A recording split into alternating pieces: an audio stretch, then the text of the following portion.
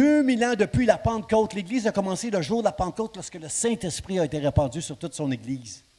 Il y a eu dans l'histoire des moments glorieux avec l'Église. Il y a eu aussi des moments où elle a été malmenée, persécutée à cause de la foi des chrétiens. Une Église qui a connu aussi, une Église qui a connu des moments de formalisme. Une Église qui a eu besoin de connaître une réforme au Moyen Âge, parce que là, c'était n'importe quoi, des traditions, des rituels religieux et tout ça. Et une Église qui a connu des réveils religieux, et une Église qui est aujourd'hui peut-être un peu endormie. Je donne la chance de dire Amen. Frères et sœurs, nous avons un message qui est extraordinaire pour le monde. Jésus est ressuscité. Il est vivant. Pourquoi cherchez-vous celui qui est mort? Pourquoi cherchez-vous un mort? Non. Pourquoi cherchez-vous celui qui est vivant parmi les morts? Merci. Vous lisez la Bible, vous autres. Merci. Frères et sœurs, Jésus, il est vivant. Le tombeau, il est vide ce matin. C'était pas possible qu'il reste dans le tombeau. Nous avons un super de beau message à proclamer. Est-ce que vous êtes d'accord avec moi que jusqu'au retour du Seigneur, nous allons continuer à proclamer au monde entier que Jésus est ressuscité? Nous allons nous réjouir ce matin, frères et sœurs. Nous allons terminer cette réunion avec la joie en proclamant que Jésus est ressuscité.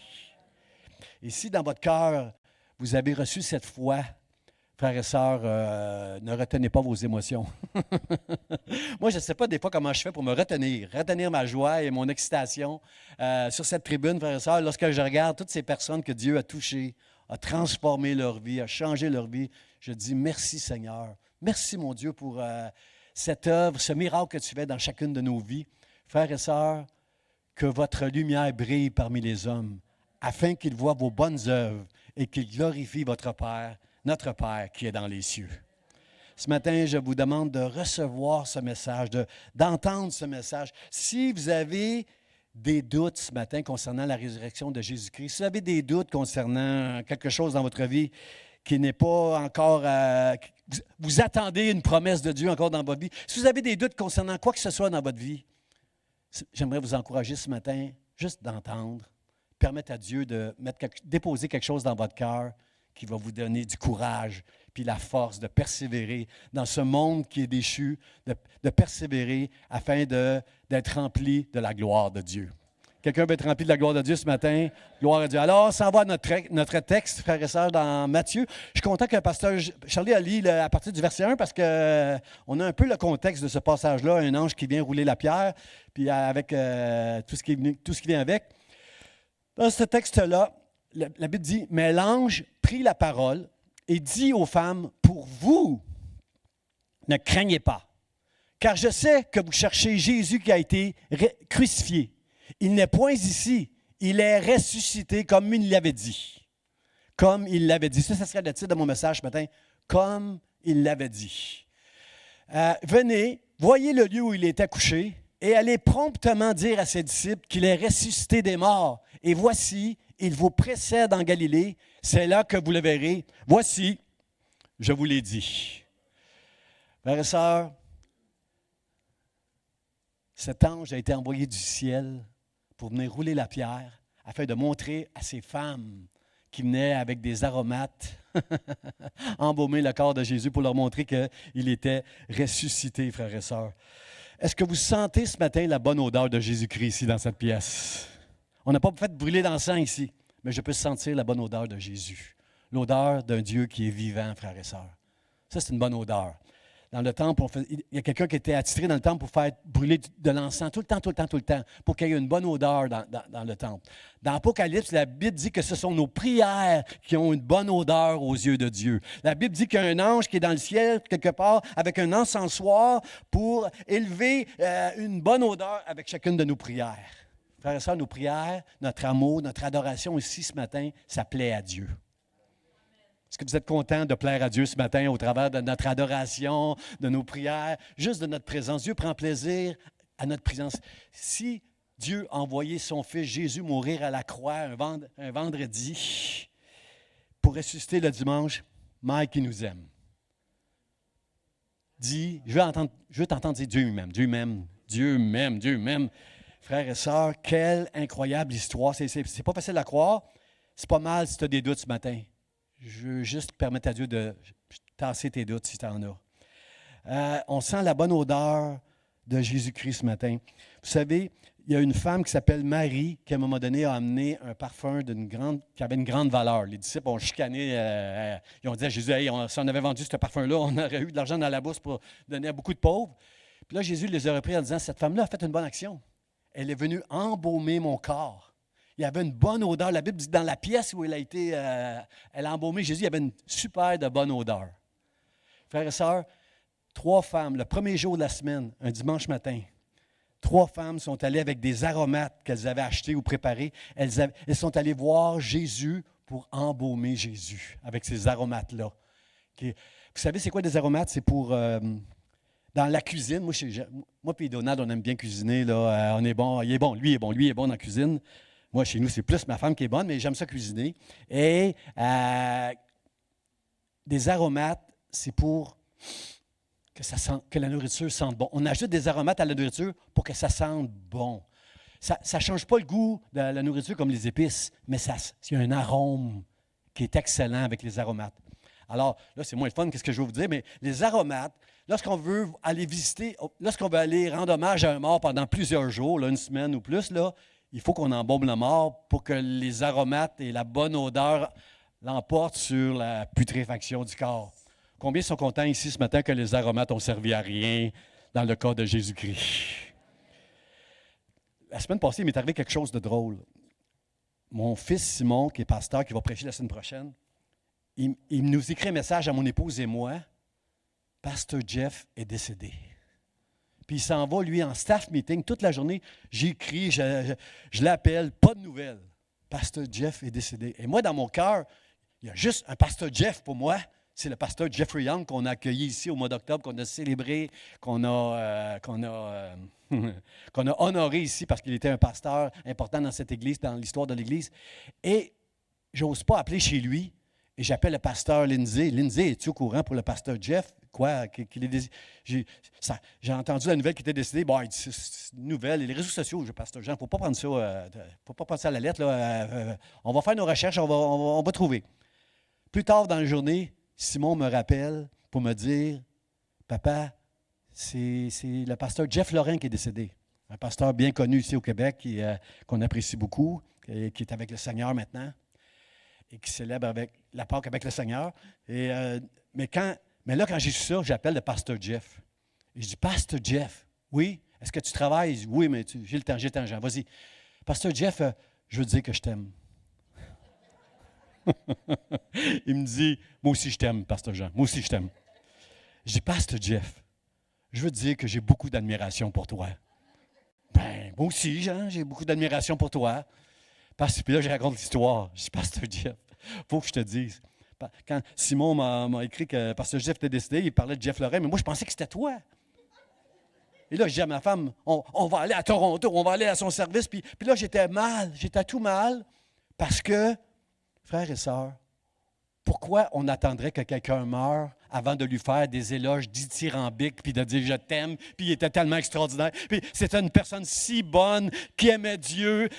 Pourquoi on attendrait, frères et sœurs? Aujourd'hui, quand tu vas sortir, tu vas dire à quelqu'un « tu sens bon, puis je t'aime ». Tu vas lui dire ça ce matin avant de quitter ce service, au moins à 3 personnes. Il y en a qui ont déjà commencé. Merci. Vous avez entendu. Voici, je vous l'ai dit, et vous avez entendu. Bravo.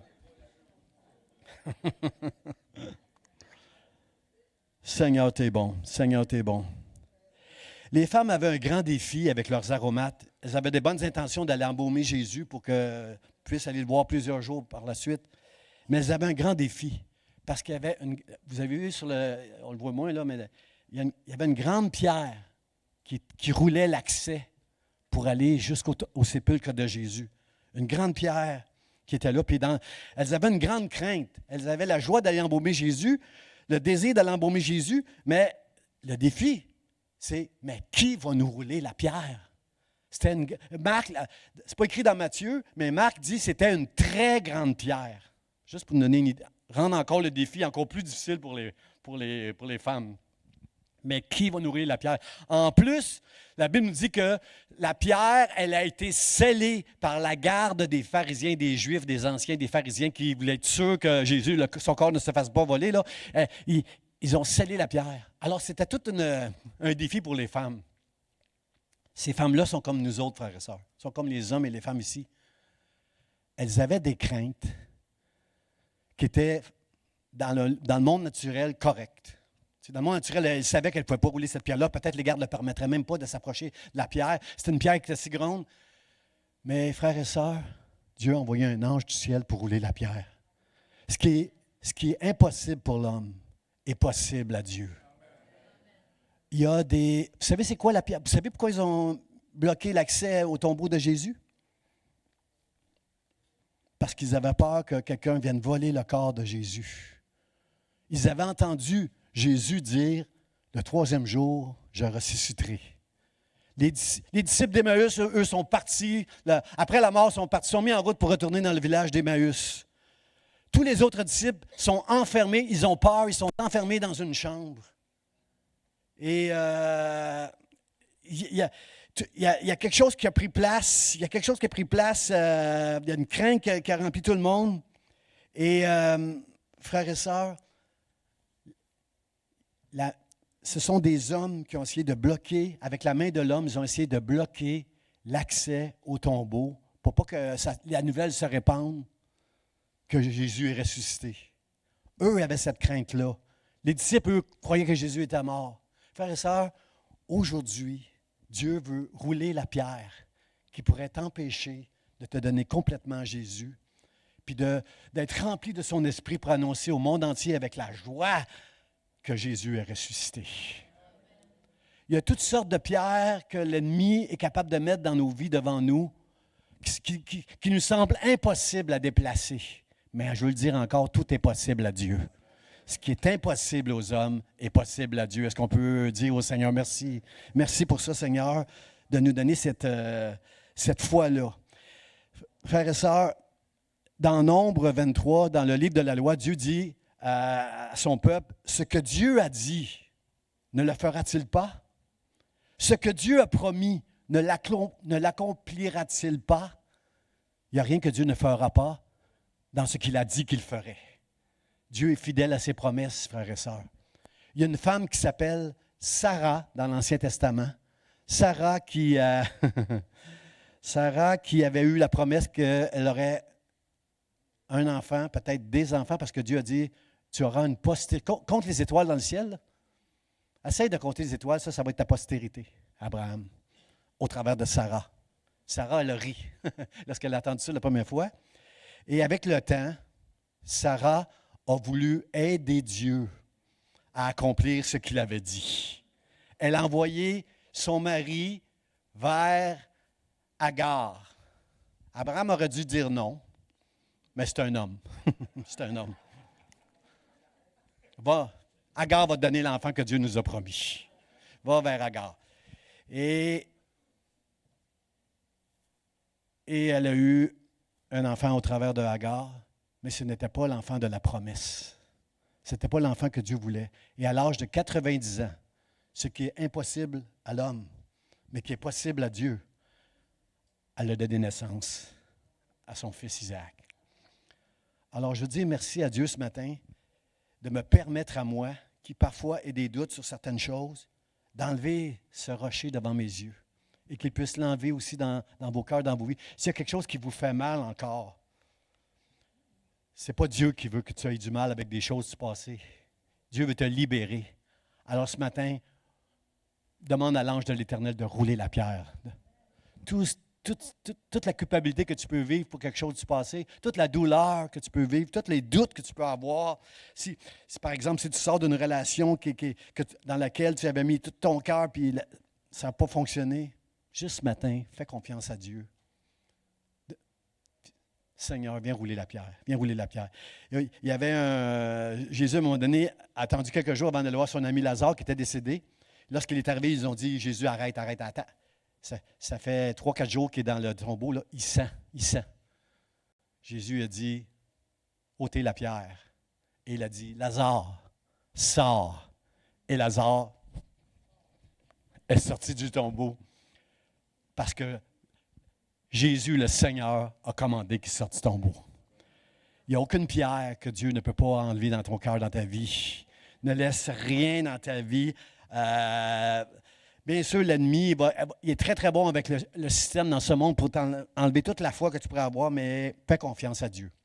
La Bible nous dit qu'il y a eu un séisme, un tremblement de terre, car l'ange était descendu pour venir rouler la pierre. Un tremblement de terre. Je ne vous dis pas qu'à chaque fois qu'il y a un tremblement de terre sur la terre, c'est à cause qu'un ange est venu nous visiter. Je ne vous dis pas ça. Scientifiquement, c'est les plaques tectoniques. Là, je ne sais pas trop, là, je ne suis pas un scientifique, là, mais bon, ceux qui connaissent ça là, savent comment ça fonctionne, un tremblement de terre. Sauf que le texte est clair. Il y a eu un tremblement de terre, car la raison pourquoi il y a eu un tremblement de terre, c'est parce que Dieu a envoyé un ange du ciel pour venir rouler la pierre qui était devant le tombeau pour que les femmes puissent voir, venir dans le tombeau, voir que Jésus n'est plus là. Tout son linge était bien plié, frères et sœurs. Ce n'est pas quelqu'un qui est venu voler le corps. Jésus a pris le temps de tout bien plier, son linge, avant de partir. C'était un Dieu d'ordre. Et les femmes sont venues dans le tombeau. Il y a eu un séisme. Frères et sœurs, ce que je veux dire concernant ce séisme, ce tremblement de terre, c'est que je sais qu'à la fin des temps, quand Jésus va venir avec les anges, quelle puissance qu'on va être témoin quand Jésus va revenir avec tous les anges à la fin des temps pour juger ce monde. La Bible dit que dans les derniers jours, au jour du jugement, il va y avoir un tremblement de terre que le monde n'a jamais connu. Et nous, on a des tremblements de terre que si on atteint 7 ou 8, on est à terre, là. Hein, il y a des pays qui sont dévastés avec un tremblement de terre de 7-8, magnitude 7-8. Imaginez quand Dieu va venir avec les anges. La puissance de Dieu qui va prendre place sur toute la terre, frères et sœurs. Quelle puissance! La Bible dit que l'ange, ses vêtements étaient comme l'éclair et que la garde était toute apeurée, frères et sœurs. Tous les gardiens étaient peurs, étaient comme morts par terre. Mais l'ange a dit aux femmes, pour vous, ne craignez point. Vous n'avez rien à craindre, vous autres. Vous n'avez rien à craindre. Je sais que vous êtes venus chercher Jésus. Alors, il leur donne une mission. Il dit, venez, voyez, et allez vite dire à ses disciples qu'ils vont le voir, que Jésus les précède en Galilée, qu'ils vont le voir en Galilée. Allez voir. Allez le dire à mes frères. Je l'aime cela. Allez le dire à mes frères. Et alors qu'elles étaient en route pour aller dire aux disciples que Jésus est ressuscité, puis ils ne l'ont pas cru de toute façon, les femmes, alors qu'elles étaient en route, Jésus est venu à la rencontre des femmes. Et la Bible nous dit qu'elles se sont approchées de Jésus. Et quand elles étaient proches de Jésus, elles se sont prosternées devant Jésus. Il y a une femme quelque part qui a voulu prendre Jésus, puis s'agripper à lui pour le garder. Non, ne nous quitte plus, Jésus. Mais il dit à la femme de ne pas le toucher. Mais elles n'ont pas essayé d'agripper Jésus. Lorsqu'elles sont approchées de Jésus, elles se sont prosternées devant lui. Frères et sœurs, ils étaient témoins que ce Jésus-là, c'est le Fils de Dieu qui est descendu du ciel, qui est mort. Il était le Jésus, le Christ, qui est venu pour nous sauver, qui est mort à la croix et maintenant qui est ressuscité et qui est sur le point de monter au ciel. Elles ont eu une révélation que Jésus est le Fils de Dieu. Et la Bible nous dit que quand Jésus va revenir, tout genou fléchira, toute bouche confessera qu'il est le Seigneur. Frères et sœurs, je veux le confesser aujourd'hui, moi. Je ne veux pas attendre que Jésus revienne. Je veux dire au monde entier que Jésus est le Christ, le Seigneur, le roi des rois, comme on l'a chanté. Et je veux me prosterner devant lui ce matin pour déclarer, Seigneur, tu es Dieu. Tu es Dieu, Seigneur. Allez dire ça à mes frères. Les disciples n'ont pas cru eux autres. La Bible dit qu'ils se sont prosternés lorsque Jésus leur a apparu, mais ils n'ont pas cru. Il y en a un qui a cru, même deux. Parce que la Bible nous dit que quand Pierre a entendu ça, qu'est-ce qu'il a fait, Pierre? Il s'est mis à courir. J'aurais dû mettre la musique. Il s'est mis à courir jusqu'au tombeau. Jean, qui court plus vite que lui, l'a devancé. Puis la Bible, quand Jean a vu tout ça, il a cru. Pierre, lui, qui a renié Jésus. Simon, que Jésus a changé son nom pour Pierre, qui avait renié Jésus lorsqu'il était arrêté avant d'être crucifié, c'est lui qui a cru parmi tous les disciples. Il est allé en courant jusqu'au tombeau. Thomas, il n'a pas cru, lui. Les disciples d'Emmaüs n'ont pas cru, lui. Mais Pierre, lui, il a cru. Il a cru. Thomas, quand Jésus est apparu aux disciples, il n'était pas là. Puis Thomas, quand les disciples ont dit Jésus est ressuscité, même si les femmes l'ont dit, même si les disciples l'ont dit, le texte nous dit dans la Bible que Thomas, lui, n'a pas cru. Il dit, moi, je vais croire. Quand je vais toucher le trou dans ses mains, puis mettre ma main dans son côté, là, je vais croire. Vous ne trouvez pas que Thomas, il manque un peu de respect, là? Hein? Vous ne trouvez pas que Thomas, il y a des doutes? Mon frère, ma soeur, si tu as des doutes ce matin, Dieu ne te blâme pas ce matin d'avoir des doutes. Mais ce matin, Dieu va enlever la pierre qui est peut-être encore devant ton cœur pour enlever ces doutes-là. Parce qu'il dit, il blâme pas Thomas. Il dit, Thomas, mets ta main dans mes... Quand Thomas l'a vu, c'était assez, là. Mais non, il dit, mets ta main, Thomas. Puis mets ta main dans mon côté. Puis là, il dit, parce que tu as vu, tu as cru. Et là, il ajoute, heureux ceux qui ont cru sans avoir vu. Est-ce que vous êtes d'accord avec moi, frères et sœurs? Que nous sommes heureux ce matin, qu'on a une joie que le monde ne peut pas nous enlever. Parce que Dieu nous a révélé que son Fils Jésus, il est ressuscité. Seigneur, merci. Merci de nous donner ça. Dieu est indulgent. Moi, je veux pas juger Thomas, moi, ce matin. Parce que souvent dans ma vie, j'ai eu des doutes. Frères et sœurs, il y a des gens, n'arrêtez pas, ne vous fatiguez pas d'annoncer la bonne nouvelle à des gens qui restent les bras croisés quand vous leur parlez, qui font la sourde oreille. N'arrêtez pas, avec amour, d'annoncer la bonne nouvelle, l'Évangile. Parce que, frères et sœurs, il y a des gens dans notre génération, beaucoup de gens, qui se sont fait avoir dans le passé, puis qui disent, il n'y a plus personne qui va m'avoir maintenant. Je ne mettrai pas ma confiance j'ai été trop naïf. Je pense à des personnes qui se sont mariées à quelqu'un qui leur a dit, je vais t'aimer toute ma vie dans la richesse, dans la pauvreté, dans la santé, dans la maladie, puis il est arrivé toutes sortes de choses. Puis ils ont quitté leur conjoint. Il y a des gens qui se disent, moi, je ne me ferai plus avoir.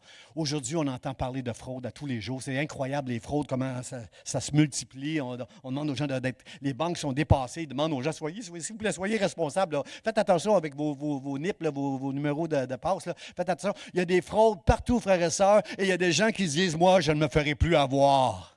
J'ai été trop naïf. Comprenez-vous qu'il se passe quelque chose dans ce monde? Puis il y a des gens qui ont été enseignés dans des sectes, frères et sœurs. Des sectes où on donnait la gloire à des hommes. Dans des sectes où on promettait aux gens qui vont pouvoir s'élever au-dessus des autres. Frères et sœurs, ces personnes-là qui ont été dans des sectes, c'est peut-être les personnes les plus difficiles à convaincre concernant le salut parce qu'elles se disent, je me suis fait avoir une fois. Je ne me ferai pas avoir une deuxième fois dans ton église, là. Parce que, frères et sœurs, ici à l'Église d'Espoir, je ne veux pas prêcher ce que je pense, je veux prêcher la parole de Dieu, la vérité. Jésus a dit, je suis le chemin, la vérité et la vie. Nul ne vient au Père que par moi. Frères et sœurs, à la Réforme, la Bible nous dit que c'est par grâce seule, par le moyen de la foi seule, par l'œuvre de Christ seule et selon les Écritures seules, appuyé sur les Écritures seules, qu'on peut mettre notre foi, frères et sœurs, pour la gloire de Dieu seul. Aide-nous, Seigneur. Aide-nous, Seigneur, à être des hommes et des femmes qui prêchent la vérité, pas des histoires, mais la vérité. Alors, pour toutes ces personnes qui disent « Je ne me ferai plus avoir », soyez patients, frères et sœurs, jusqu'à temps que Dieu roule la pierre qui est devant eux pour qu'elles fassent confiance à Dieu. Qu'elles fassent cette prière « Seigneur, je suis pécheur, aide-moi, Seigneur », afin qu'elles puissent recevoir une foi inébranlable dans le nom de Jésus. Mon premier point, frères et sœurs, je n'ai rien à craindre. Mais là, je pris la parole et dit aux femmes, pour vous, eux autres, les gardes, ils peuvent avoir peur. Il y a des pharisiens qui peuvent avoir peur des anciens, des juifs, mais vous, ne craignez pas. Ne craignez pas. Je n'ai rien à craindre. Frère, ça, quand j'ai écrit ce titre-là, mon premier point, je n'ai rien à craindre, je ne suis pas le meilleur pour vous prêcher ça, moi, ce matin. Parce que moi, j'ai toujours des craintes dans mon cœur. Est-ce qu'il y en a ici qui, des fois, qui ont des craintes?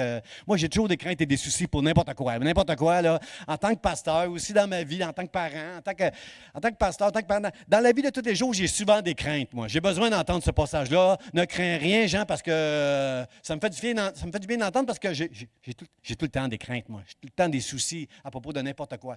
Mais je comprends très, très bien l'ange qui dit aux femmes, pour vous, là, vous autres, là, ne craignez pas. Ne craignez pas, vous autres. Les gardes, ils peuvent craindre, mais pas vous autres. Moi, pourquoi j'ai rien à craindre ce matin? Une chose que je suis certain, frères et sœurs, je ne subirai pas la colère de Dieu. Parce que Jésus a subi, le vendredi saint, il a subi la colère de Dieu pour que moi, je n'aille pas à subir la colère de Dieu.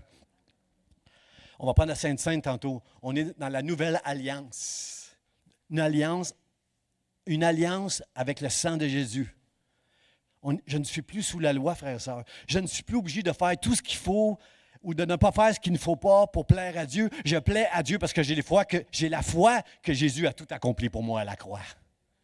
Ça, c'est une bonne nouvelle, frères et sœurs.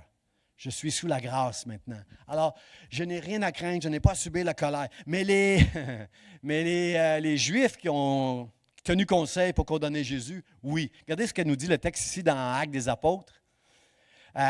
Les habitants de Jérusalem et leurs chefs ont méconnu Jésus et en le condamnant, ils ont accompli les paroles des prophètes qui se lisent chaque sabbat. Chaque sabbat, on lisait un prophète quelque part pendant les sabbats qui annonçait que Jésus allait souffrir et mourir. Et ça, ils ne l'ont jamais vu. Ils ne l'ont jamais vu. Mais par exemple, ils ont tenu un conseil quand Jésus a été crucifié pour s'assurer. Eux ont entendu que Jésus ressusciterait. Ils ont tenu un conseil et ils ont payé les gardes. Ils ont été voir Ponce Pilate en leur disant « Fais attention, Ponce Pilate, mets des gardes parce qu'ils vont venir voler le corps de Jésus. Il avait dit qu'il ressusciterait. » Pilate a dit « Arrangez-vous avec ça. Vous avez des gardes, vous autres, arrangez-vous. » Alors les Juifs, les anciens, ont envoyé des gardes pour garder la place, frères et sœurs, et ils les ont payés. Quand les gardes sont venus leur dire ce qui s'est passé, qu'un ange est venu, il y avait l'aspect d'un homme, l'ange, là, mais il y avait quand même des vêtements comme l'éclair. Ils étaient quand même par terre comme morts. Et lorsqu'ils sont allés voir les anciens, ils leur ont dit ça, au lieu de mettre leur foi en Jésus.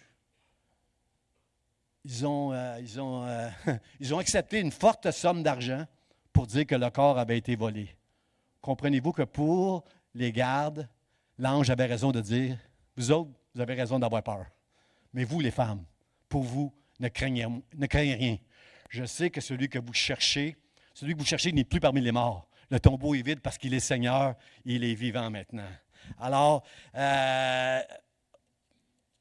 une raison pourquoi, un de mes versets favoris, frères et sœurs, qui me console quand j'ai des craintes de toutes sortes, quand j'ai des craintes qui viennent dans mon cœur, mon verset favori dans la Bible pour me rassurer, c'est dans Ésaïe, quand Ésaïe nous dit ceci. Ésaïe dit, ne crains rien, car je suis avec toi. Combien sont contents que Jésus est avec eux ce matin? Levez la main si vous êtes contents. Tu n'as rien à craindre, car je suis avec toi. Ça, c'est mon passage préféré depuis que je suis tout jeune. J'en ai 3-4, mais lui, il fait partie de mes préférés. Seigneur, s'il y a une chose, frères et sœurs, que vous devez avoir une crainte ce matin, c'est l'orgueil. L'orgueil, ça va créer une fermeture sur vous-même. L'orgueil, c'est d'être fermé sur soi. C'est moi qui décide ce qui est bien, ce qui est mal, ce qui est la vérité. Tu peux dire ce que tu veux, pasteur, mais c'est moi qui décide qu'est-ce que je veux croire. L'orgueil va te priver de la gloire de Dieu. Mais si tu t'appuies sur Dieu, son amour et la parole de Dieu, tu vas connaître la gloire de Dieu. Mon deuxième point, frère et sœur, c'est les Écritures seules. Les Écritures seules. Il n'est point ici, l'ange va dire aux femmes, il n'est point ici, il est ressuscité comme il l'avait dit. Ce que Jésus avait dit, il l'a fait. Ce que Dieu promet, ne l'accomplira-t-il pas, frères et sœurs? Alors, Jean a couru avec Pierre quand il vit.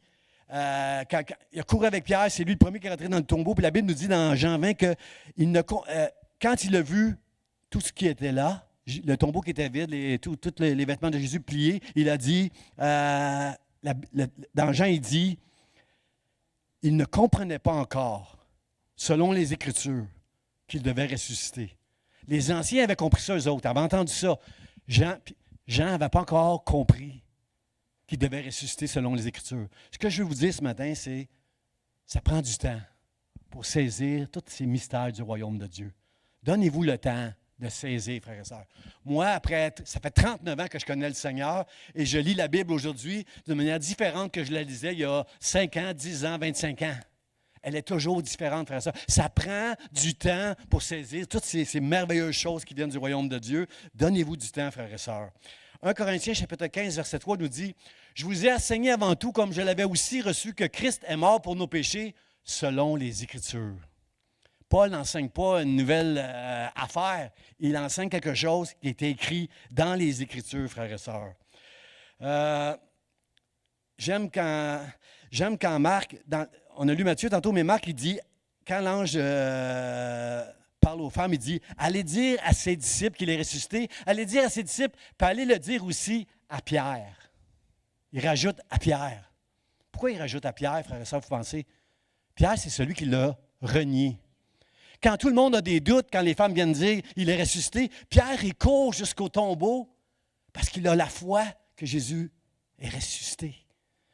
Pourquoi Marc dit allez dire à ses disciples et à Pierre? Parce que Pierre souffrait, frères et sœurs, d'avoir douté. La Bible nous dit que quand Jésus était dans la cour, dans le prétoire, devant le souverain sacrificateur, Pierre n'était pas très loin de Jésus. Il pouvait le voir à distance. Et quand le coq a chanté une troisième fois, la Bible nous dit que leurs regards se sont croisés. Pouvez-vous imaginer? Vous mettre à la place de Pierre qui entend le coq. Jésus a dit, tu vas me renier 3 fois. Je dis, jamais je vais te renier, moi, eux autres, pas moi, à la mort, à la mort. Pierre, tu vas me renier 3 fois. Quand le coq va chanter la troisième fois, tu vas m'avoir renié 3 fois. Et quand le coq chante une troisième fois, Jésus se retourne puis croise le regard de Pierre. Pouvez-vous imaginer Pierre, frères et sœurs? Comment il devait se sentir malheureux, pas fin. Est-ce que ça... Levez pas la main, là. Mais est-ce qu'il y en a que vous avez déjà été intimidé devant quelqu'un puis vous n'avez pas été capable de témoigner de votre foi, que ce soit au travail, au bureau, dans un dépanneur. Moi, ça m'est arrivé dans un dépanneur, là. J'étais dans un dépanneur une fois, puis Dieu m'a dit, dis-lui que je l'aime. Dis-lui que je l'aime. Puis c'était une jeune fille, j'étais un jeune homme. Elle était d'une si grande beauté que ça m'a intimidé. Puis je n'ai pas été capable de lui dire. C'est le lendemain seulement que je suis retourné au dépanneur pour lui dire, écoute, hier, là, Dieu m'avait parlé. Là. C'est pas pareil. Je pense que c'est la veille que j'aurais dû dire à cette fille-là. Dieu m'a mis en mon... Dis-lui que je l'aime. Dis-lui que je l'aime. Et est-ce que ça vous arrive, frères et sœurs, comme Pierre, de ne pas avoir le guts, le courage de témoigner votre foi? Pierre était complètement brisé. Mais Marc a compris ça. Puis il dit, l'ange ajoute ceci à Marc. Marc a noté cela. Allez dire à ses disciples et à Pierre. Jésus veut consoler Pierre. Jésus veut nous encourager. Chacun de nous qu'on manque de courage des fois, il veut nous encourager ce matin. Je suis avec toi. Je suis avec toi. Je ne te juge pas, Pierre.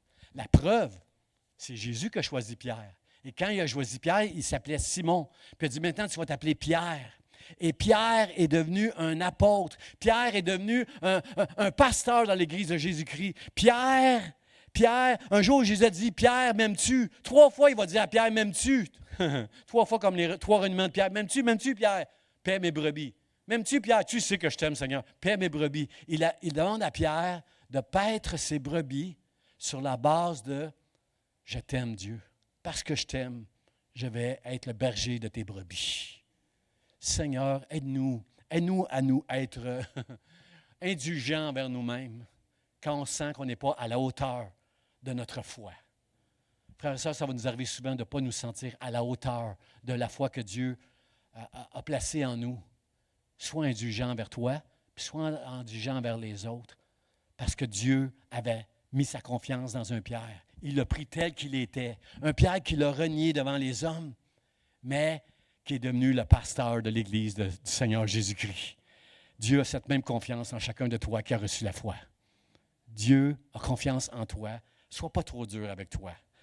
Donne-toi une grâce, frère et sœur. La bonne nouvelle, frère et sœur, concernant les Écritures, c'est que tout ce que Dieu promet dans les Écritures, il va l'accomplir. Toutes les promesses de Dieu vont s'accomplir, frères et sœurs.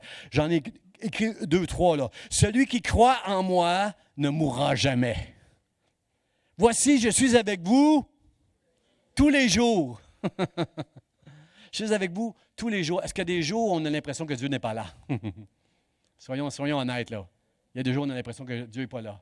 J'ai besoin d'entendre une promesse comme ça pour me rappeler que Dieu est avec moi tous les jours, jusqu'à la fin des jours. Il est là. Un texte qui dit, moi j'ai déjà eu 2 travails pour arriver à boucler les fins de mois, et Dieu m'a rappelé cette promesse-là en disant, « Et mon Dieu pourvoira à tous vos besoins. » Dieu promet que pour ses enfants, il va pourvoir à tous nos besoins. Et je suis content un jour. Quelle aurait été ma maison si j'avais continué à entretenir 2 emplois? J'aurais jamais été à la maison, j'aurais pas pu prendre soin, quoique je n'étais pas le meilleur à l'époque. Là, je dois avouer qu'aujourd'hui, plus que je connais Dieu, plus que j'aimerais. Si on pouvait revenir en arrière, j'aimerais être un meilleur mari, un meilleur père. Mais, frères et sœurs, il n'est jamais trop tard pour se reprendre devant Dieu. Parce que nos fautes passées, Dieu il les couvre. Et aujourd'hui, je peux être un bon mari, un bon père, un bon pasteur par la grâce de Dieu, frères et sœurs. Aide-moi, Seigneur, à être encore meilleur, Dieu. Mon Dieu pourvoira à tous nos besoins. Puis cette promesse-là, on doit l'entendre aujourd'hui. Cette promesse dans l'Apocalypse, chapitre 3, où l'ange dit à Jean, « Voici, dis ça à mon peuple, voici, je me tiens à la porte et je frappe. Et si tu ouvres, j'entrerai et je souperai avec toi. » Voici, frères et sœurs, est-ce que vous entendez Jésus ce matin qui dit, « Je frappe à la porte. Et si tu ouvres, j'entrerai. » Combien veulent l'ouvrir? Combien veulent entendre et ouvrir la porte à Jésus ce matin? Voici, je vous l'ai dit. Seigneur, merci Seigneur pour ta parole. Puis mon dernier point, frère et sœur, c'est la mission que Dieu nous donne.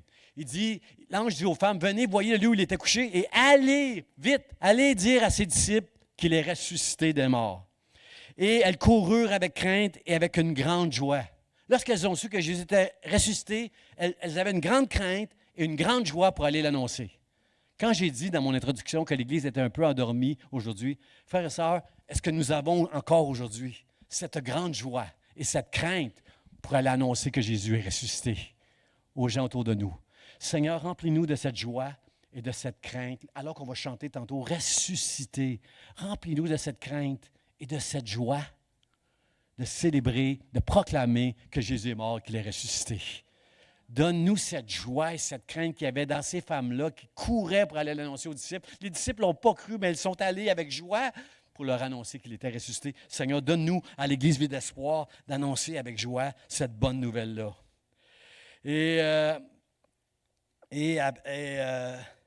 Frères et sœurs aussi, apprenons à tirer des leçons, frères et sœurs. La bonne nouvelle, frères et sœurs, quand je parlais de Pierre tantôt, là, Pierre a renié Jésus, mais Pierre a appris à tirer des leçons dans sa vie, qui a fait de lui l'homme qu'il est devenu. Quand on va traverser des moments pas glorieux dans notre vie, juste tirons des leçons de nos moments pas glorieux. Apprenons dans la vie ce que Dieu veut nous apprendre pour être juste meilleur. Okay, je donne la chance. Là. C'était tranquille, là, mais je donne la chance. Est-ce qu'on peut juste tirer des leçons dans ce que Dieu nous enseigne pour être meilleur, frères et sœurs? Amen. On veut, Seigneur, glorifier ton nom. On n'est pas toujours à la hauteur. On n'est pas toujours de notre foi, mais on veut, Seigneur, on veut. Parce que tu nous as choisis tel qu'on est. J'aime le passage ici dans l'apôtre Paul aux Corinthiens qui dit « Ô mort, où est ta victoire? Ô mort, où est ton aiguillon? L'aiguillon de la mort, c'est le péché, et la puissance du péché, c'est la loi. » Est-ce qu'on comprend que dans l'Ancien Testament, si tu ne suis pas la loi, tu commets un péché, et ce péché-là va te conduire à la mort? Un aiguillon à cette époque-là, ça pouvait être une arme quand on va à la guerre là, pour piquer les gens. Un aiguillon, on s'en servait souvent dans l'agriculture pour amener un bœuf qui est un animal très, très fort, hein? Quand on est orgueilleux, on est fort comme un bœuf. Je peux vous dire ça, quand l'orgueil peut nous rendre fort comme un bœuf. Et l'aiguillon permettait à l'agriculteur de faire travailler le bœuf puis l'envoyer dans la direction que lui voulait. L'apôtre Paul nous se sert de cet exemple-là pour dire que l'aiguillon de la mort, c'est le péché, et la puissance du péché, c'est la loi. Frères et sœurs, j'aime l'apôtre Paul. Lorsque Jésus est mort à la croix, qu'il est ressuscité, lorsqu'il déclare « Ô mort, où est ta victoire? Ô aiguillon, où est ton aiguillon? Ô mort, où est ta victoire? Où est ton aiguillon? » Frères et sœurs, la mort a été engloutie quand Jésus est mort et qu'il est ressuscité. Et si le même esprit qui ressuscite à Christ demeure en toi, tu peux être certain que toi aussi tu vas être ressuscité. Est-ce que quelqu'un peut dire ce matin, « Oh mort, où est ta victoire? » Il n'y a pas de victoire, frères et sœurs. Moi, j'ai une grâce de Dieu, j'ai une paix et une joie dans mon cœur que le monde ne peut pas connaître. Et je veux la transmettre, cette joie-là. Et parfois, ce n'est pas facile de témoigner. Je me souviens au bureau, quelques personnes seulement avaient une oreille quand je parlais. Mais, frères et sœurs, je veux transmettre cette bonne nouvelle. Moi, peut-être pour certains d'entre vous, c'était très, très long avant de croire à la bonne nouvelle de Jésus-Christ. Frères et sœurs, donnez une chance aux gens qui vous entourent d'entendre cette bonne nouvelle, que Jésus est ressuscité, pas seulement avec des paroles, mais qu'ils puissent voir votre joie, la joie qui est en vous, afin de dire, mais c'est quoi ta joie? Ça va si mal dans ce monde, mais c'est quoi ta joie? Ma joie, moi, c'est Jésus. Est-ce que votre joie, c'est Jésus ce matin? La parole de Dieu qui s'est faite chair. Car Dieu a tant aimé le monde qu'il a donné son Fils unique, afin que quiconque croit en lui ne périsse point, mais qu'il ait la vie éternelle. Jésus dit, celui qui croit en moi, il ne mourra jamais. Frères et sœurs, on a une assez bonne nouvelle, je pense, pour nous réjouir dans le ciel. Frères et sœurs, le mot de la fin, c'est il vous précède en Galilée, c'est là que vous le verrez. Voici, je vous l'ai dit. J'aime tellement ce passage-là quand l'ange dit « Voici, je vous l'ai dit ». Pourquoi il rajoute ça à la fin? Là? Allez, Jésus, venez, voyez dans le tombeau, Jésus n'est plus là. Allez en Galilée, c'est là que vous allez voir Jésus, il vous précède. Va dire ça aux disciples, là, il vous précède en Galilée. Va dire ça. Allez dire ça aux disciples, là. Voici, je vous l'ai dit. Pourquoi l'ange dit ça? L'ange a été envoyé du ciel pour venir rouler la pierre, puis dire aux femmes, voici, allez dire à ses disciples qu'il est ressuscité et qu'il vous précède en Galilée. Et quand Jésus est apparu à ses disciples, et avant l'ascension de Jésus au ciel, il a dit dans Matthieu, « Faites de toutes les nations des disciples et baptisez-les au nom du Père et enseignez-leur tout ce que je vous ai prescrit. » Frères et sœurs, c'est comme si l'ange a un doute en disant, « Voici, je vous l'ai dit. » Il y a ce doute-là dans son cœur que, je vous le dis, là, mais vous ne m'avez pas entendu. Parce que Dieu parle dans ses Écritures depuis longtemps, puis même ceux qui fréquentent les synagogues, même ceux qui fréquentent les églises, ils ne l'entendent pas.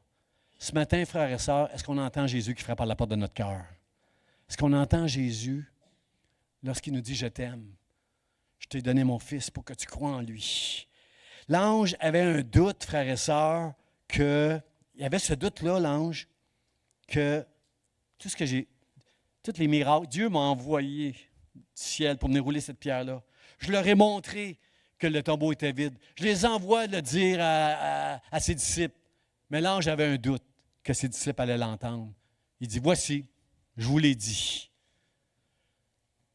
Frères et sœurs, je ne voudrais pas que décevoir Dieu, d'avoir entendu un message, puis de ne pas l'avoir reçu dans mon cœur. Ce matin, je veux recevoir ce message-là de tout mon cœur. Frères et sœurs, je veux faire un aveu. On est peu connaissant des choses de Dieu. Vous êtes d'accord avec moi? On est peu connaissant, mais on peut être très reconnaissant, par exemple, pour tout ce que Dieu a fait. On ne sait pas, c'est pas facile des fois d'expliquer tout ce que Dieu a accompli. J'étudie la parole de Dieu depuis 30 quelques années. J'ai fait un bac en théologie et je suis un étudiant de la Bible. Tous les jours, je suis un étudiant de la Bible. Je veux, à chaque fois que je tombe sur un passage que je ne comprends pas, je veux trouver les outils qui vont m'aider à comprendre ce passage-là. Mais je dois avouer qu'on ne peut pas tout comprendre de la parole de Dieu. Même si on étudie toute notre vie comme un rat de bibliothèque, on va connaître juste un peu de la gloire de Dieu. Vous êtes d'accord avec ça? On est peut-être juste un peu connaissant, même après 50 ans, 60 ans de vie chrétienne à étudier les Écritures, même si on est un docteur en théologie, on doit admettre avec un peu d'humilité qu'on va juste être un peu connaissant à la fin de notre vie des choses de Dieu. Mais ce matin, frères et sœurs, si on admet qu'on est peu connaissant, on veut être très reconnaissant. Vous êtes avec moi? On veut déclarer au travers d'Internet, sur les gens qui vont passer devant l'Église, sur la rue Marien, on veut déclarer ce matin dans nos chants qu'il est ressuscité. On est peut-être, je le répète, frère, ça c'est important, on est peut-être peu connaissant, mais on veut être très reconnaissant que j'ai la vie éternelle. Si le même esprit qui ressuscite à Christ demeure en vous, il vous redonnera aussi la vie. Lorsque l'apôtre Pierre, qui a renié Jésus, a été rempli du Saint-Esprit le jour de la Pentecôte, il a prêché un message où 3000 personnes ont été touchées et ils ont dit, mais Pierre, qu'est-ce qu'il faut faire pour être sauvé? Reconnaissez que vous êtes un pécheur. Faites-vous baptiser et vous recevrez le Saint-Esprit. Mon frère, ma soeur, ce matin, si tu as mis ta foi en Jésus-Christ, je t'invite à te lever ce matin. Levons-nous, frères et sœurs. On va chanter ce chant qui dit « Ressuscité » qu'on a commencé ce matin. On va chanter ce chant-là et on va juste déclarer à Dieu et au monde, frères et sœurs, que nous avons une joie que le monde ne peut pas nous enlever. On est peut-être peu connaissant de toutes les choses de Dieu, mais ce matin, si vous êtes avec moi, on veut être très reconnaissant. Est-ce qu'on peut donner la gloire et toute la louange à Dieu? Est-ce qu'on va prendre la Sainte Seine juste après le chant? Est-ce qu'on peut donner toute la gloire et la louange à Dieu? Seigneur, merci. Merci. Voici, je vous l'ai dit.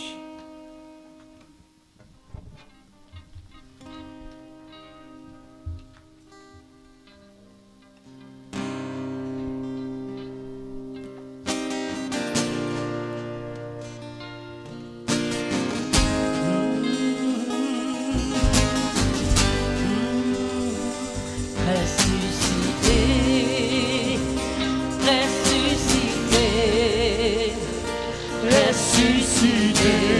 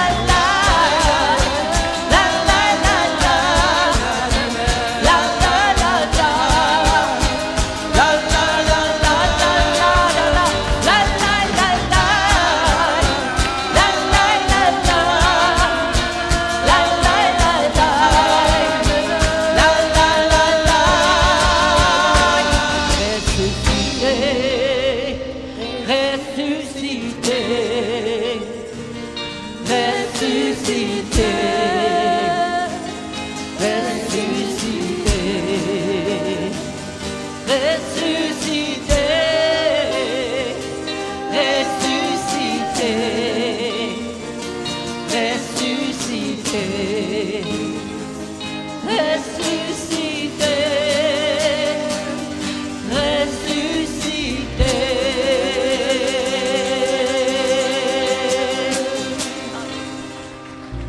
Gloire à Dieu. À Dieu la gloire, frères et sœurs. Soyez-vous. Je vais inviter mon frère Jocelyn et France de venir m'aider à...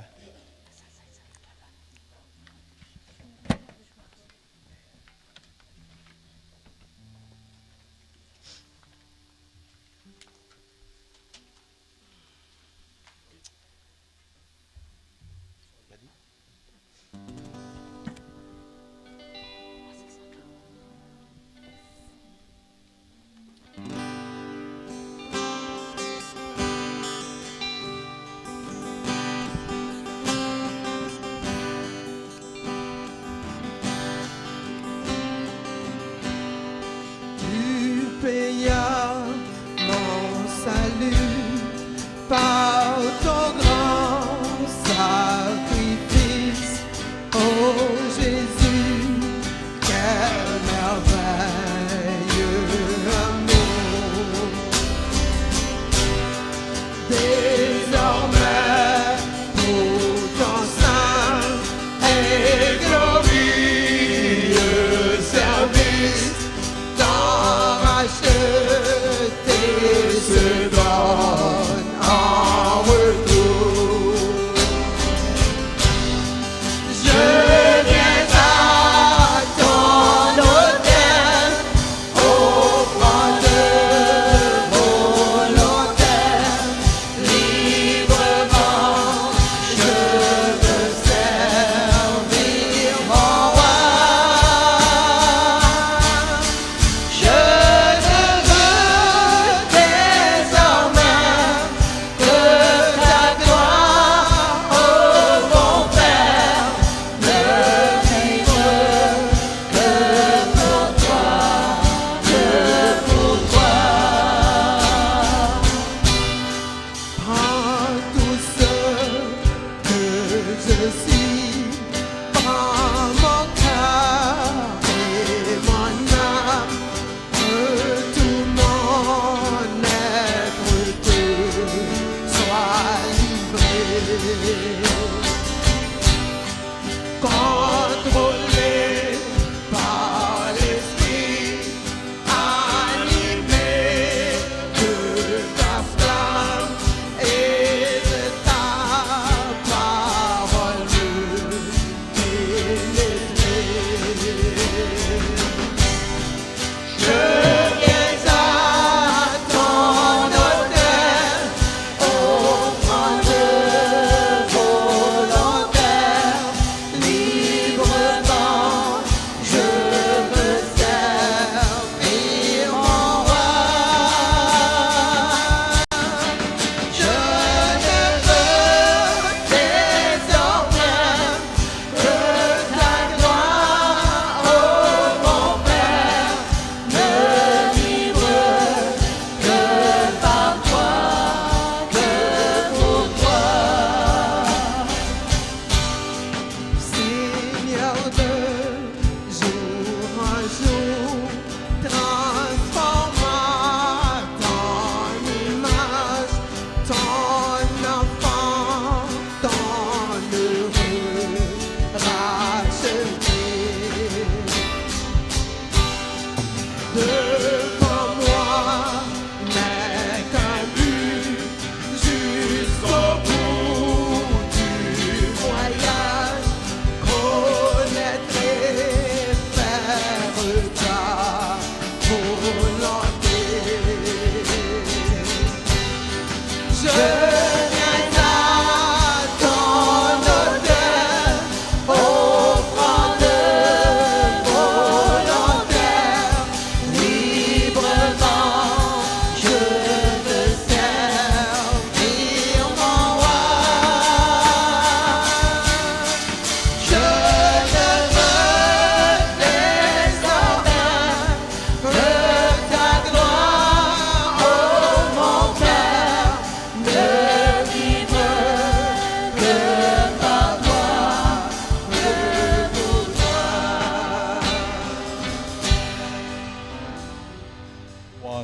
Gloire à Dieu. Ce qu'on va faire, frères et sœurs, la Sainte Sainte, c'est une ordonnance que Jésus a donnée à l'Église. Il veut qu'on fasse ça, en souvenir de lui.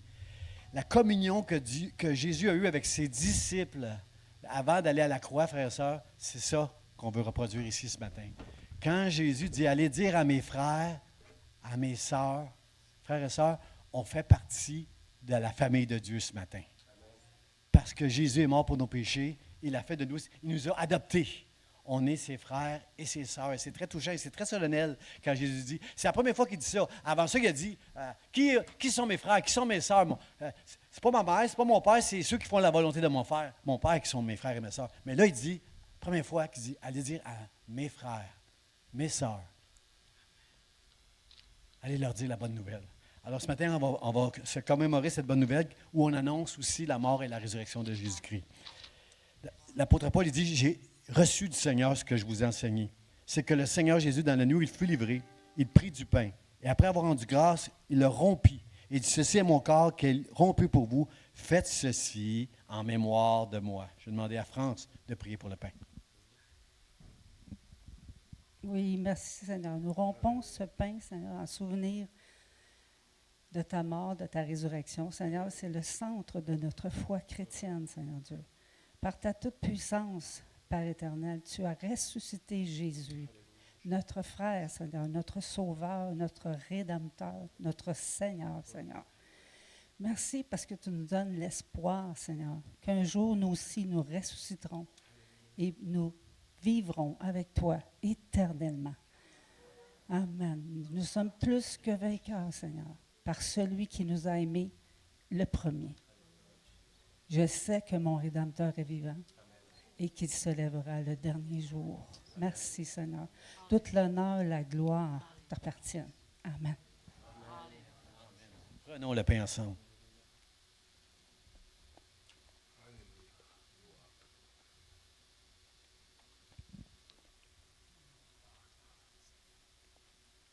Merci. Merci Dieu. De même, après avoir soupé, il prit la coupe et dit, cette coupe est la nouvelle alliance en mon sang. Faites ceci en mémoire de moi toutes les fois que vous en boirez, car toutes les fois que vous mangez ce pain, que vous buvez cette coupe, vous annoncez la mort du Seigneur jusqu'à ce qu'il vienne. Je demandais à mon frère Jocelyn de prier pour la coupe. Alléluia. God Dieu, nous te bénissons, nous t'adorons. Nous t'exaltons, nous te célébrons ta majesté. Nous célébrons ta résurrection, ô Éternel, parce que tu es notre seul vrai Dieu. Et comme dit Pierre, accueillons-nous, Seigneur, c'est toi qui as la parole de la vie éternelle. Ta parole nous donne vie, ta parole nous donne l'espoir. Ta parole, Seigneur, nous conduit chaque jour, ô Éternel. Merci pour le sacrifice de ton sang. Tu as été humilié, tu as été flagellé, couronné d'épines éternelles. Et ton sang a coulé jusque dans l'est de Montréal pour le pardon de nos péchés. Merci, Seigneur, pour ce grand sacrifice. Reçois notre adoration. Reçois-nous dans ta maison, Père, au nom de Jésus-Christ. Amen. Prenons la coupe.